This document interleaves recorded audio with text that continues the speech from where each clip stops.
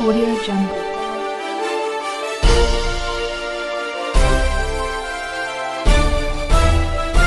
Audio Jungle. Assalamualaikum warahmatullahi wabarakatuh. Nama saya Fasya Ilma, NIM 1199230052, kelas MKS 3B. Di sini saya akan membuat video perihal untuk menjawab 4 pertanyaan UTS mata kuliah Bank dan Industri Keuangan Non-Bank. Selamat menyaksikan.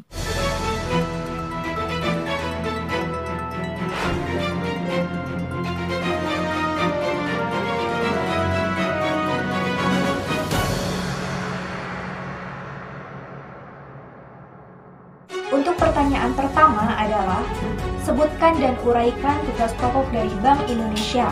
Tugas pokok Bank Indonesia yang pertama adalah menjaga kestabilan nilai rupiah terhadap barang dan jasa. Yang kedua, menjaga kestabilan nilai rupiah terhadap mata uang negara lain. Yang ketiga, membuat dan mengawasi regulasi untuk semua bank yang ada di Indonesia. Yang keempat, melakukan penelitian juga pemantauan. Yang kelima, menyimpan uang kas negara dan memberikan bantuan dana kepada bank-bank yang mengalami krisis. Nah, selain itu juga ada dalam mensukseskan tujuan dari Bank Indonesia ini, yaitu memelihara nilai rupiah, maka Bank Indonesia memiliki 3 pilar yang sekaligus merupakan bidang jangkauan tugasnya.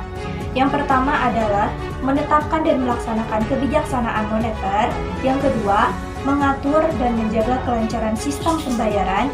Dan yang ketiga, menjaga kestabilan sistem keuangan. Nah, tujuan dari otoritas jasa keuangan itu ada 3 ya. Yang pertama itu adalah mendorong kegiatan sektor jasa keuangan agar terselenggara secara teratur, adil, transparan, dan juga akuntabel. Dan yang kedua adalah mewujudkan sistem keuangan yang tumbuh secara berkelanjutan dan stabil.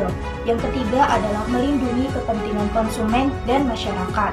Selain itu juga ada tugas dari OJK. Nah, tugas dari OJK ini adalah untuk melakukan pengaturan dan pengawasan terhadap kegiatan jasa keuangan di sektor perbankan, sektor pasar modal, dan sektor IKND. Nah, selain dari tujuan dan tugas tadi, ternyata OJK juga mempunyai fungsi. Nah, fungsinya itu adalah menyelenggarakan sistem pengaturan dan pengawasan yang terintegrasi terhadap seluruh kegiatan di sektor keuangan. Nah, dan untuk soal yang ketiga, yaitu apa yang dimaksud dengan pasar modal syariah dan apa perbedaan dari saham, sukuk, dan reksadana syariah, dan juga bagaimana mekanisme transaksi di pasar modal syariah. Nah, pasar modal syariah. Pasar modal syariah itu adalah transaksi di pasar modal yang diperbolehkan sepanjang tidak bertentangan dengan prinsip modal. Nah, sebagaimana yang dijelaskan oleh Othman Al-Habisyi dalam bukunya Development of Capital Market Under Islamic Principle. Nah, menurutnya dengan diterapkannya prinsip-prinsip dari syariah ini serta peranannya terhadap pertumbuhan ekonomi dan keuangan syariah termasuk pasar modal syariah, maka tujuan syariah dalam kehidupan ekonomi akan terwujud serta terrealisasinya distribusi pendapatan, kekayaan, terciptanya keadilan dan keseimbangan ekonomi baru. Nah, kemudian apa perbedaan dari saham, sukuk, dan reksadana syariah? Nah, jadi ada 3 instrumen utama di pasar modal syariah, yaitu saham syariah, sukuk, dan reksadana syariah. Apa bedanya? Dalam syariat Islam, terdapat surat berharga syariah yang tidak dapat diperjualbelikan dan dapat diperjualbelikan. Saham dan sukuk termasuk ke dalam surat berharga syariah yang dapat diperjualbelikan. Sedangkan reksadana termasuk ke dalam kategori tidak dapat diperjualbelikan. Sukuk saham syariah merupakan 2 jenis instrumen surat berharga syariah yang dapat diperjualbelikan karena mewakili dari aset real yang menjadi underlyingnya. Sedangkan reksadana syariah mewakili aset finansial yang isinya saham, sukuk, deposito, atau produk pasar uang, sehingga reksadana syariah tidak dapat diperjualbelikan. Nah, kemudian bagaimana mekanisme transaksi di pasar modal syariah? Yang pertama itu adalah transaksi-transaksi non-riba. Jadi, transaksi-transaksi non-riba ini merupakan mekanisme transaksi pasar modal syariah yang bersifat transparan dan tidak ada bunga yang sebagai bentuk riba itu sendiri, melainkan menggunakan sistem bagi hasil sesuai dengan kaidah syariat Islam. Nah, kemudian yang kedua adalah terhindar dari praktek spekulasi. Jadi pasar modal syariah ini membuang jauh-jauh praktek spekulasi dalam menentukan harga efek. Oleh karena itu, dalam pasar modal syariah tidak boleh melakukan transaksi secara langsung dengan menggunakan jasa broker atau pialang. Pasar modal syariah menjunjung tinggi prinsip kehati-hatian dalam setiap transaksinya.